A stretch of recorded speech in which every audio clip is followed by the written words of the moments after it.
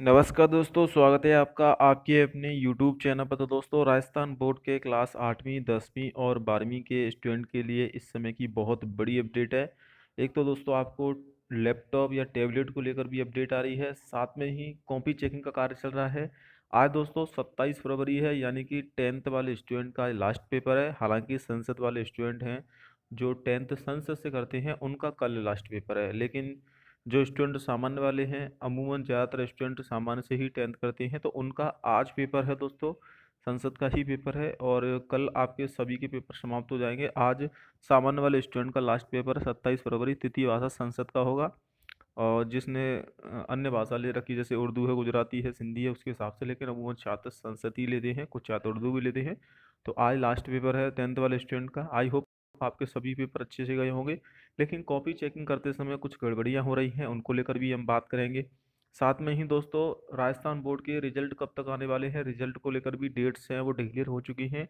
और कुछ क्वेश्चन में त्रुटि पाई गई है, कुछ क्वेश्चन मैं आपको बताने वाला हूँ जिन क्वेश्चनों पर आपको बोनस अंक मिलने वाले हैं। कुछ क्वेश्चन आउट ऑफ सिलेबस हैं या प्रश्नों में त्रुटि है।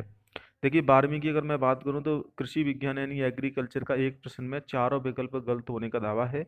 और ये क्वेश्चन जो पूछा गया है वो ये क्वेश्चन है, एक बार आप दे सकते हैं, भारत का विश्व दूध उत्पादन में कितना प्रतिशत हिस्सा है। तो यहाँ पर जो क्वेश्चन पूछा गया है, इसमें आपका जो विश्व में सबसे अधिक 25% दुग्ध उत्पादन करता है, जबकि इसमें 25% का ऑप्शन दे रखा नहीं है। ये दोस्तों 2023 के ताज़ा आंकड़ों से ये डिटेल दी गई है। तो उस हिसाब से इसमें 25% आना होना चाहिए था, लेकिन ऐसा नहीं है। बोर्ड ने कहा है जांच में आपत्ति सही मिली तो बोनस अंक मिलेंगे। दोस्तों, ऐसे काफ़ी सारे प्रश्न हैं, ये सिर्फ एग्रीकल्चर की बात नहीं कर रहा हूँ मैं, 12th का जो एग्रीकल्चर पेपर हुआ है, इसके अलावा और भी काफ़ी सारे क्वेश्चन हैं। 10th में भी काफ़ी सारे क्वेश्चन ऐसे हैं जिनके आंसर गलत हैं। तो दोस्तों, वहाँ पर आपको बोनस अंक मिलेंगे, और बोनस अंक का फायदा आपको रिजल्ट में देखने को मिलेगा। किसी स्टूडेंट के मान लीजिए मैथ में या फिर किसी स्टूडेंट के इंग्लिश में नंबर कम पड़ते हैं, 2-3 नंबर, हालांकि ग्रेस लग जाता है, लेकिन उसके बावजूद अगर यहाँ पर आपके नंबर बढ़ने की संभावना रहेगी, क्योंकि पिछली साल भी काफ़ी ज़्यादा बोनस मिले थे।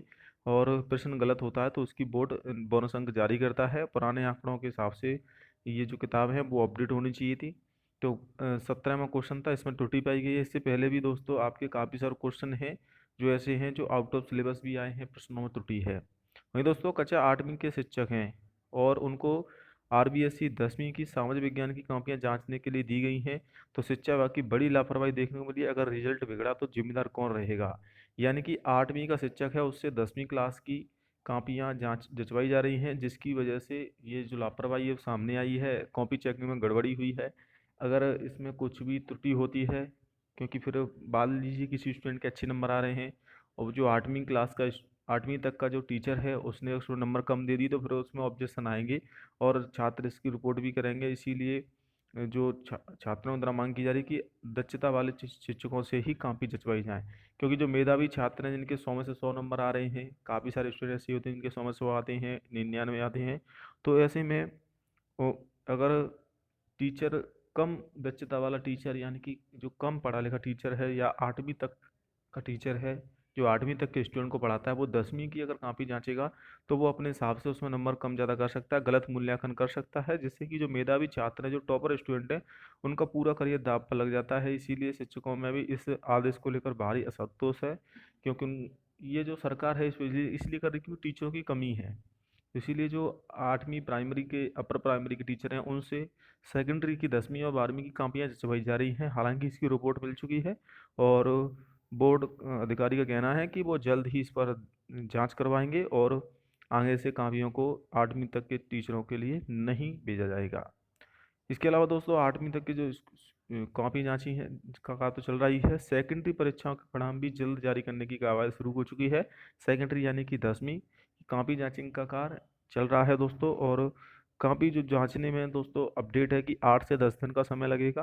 प्रति शिक्षक 60 कॉपी एक दिन में जांचनी है और अच्छे से कॉपी जांचनी है। ऐसा नहीं है कि जल्दबाजी में किसी स्टूडेंट को नंबर कम ज़्यादा कर दें। ये जरूर है कि अगर कोई आउट ऑफ सिलेबस क्वेश्चन है तो उसके बोनस अंक के आदेश जारी हो चुके हैं।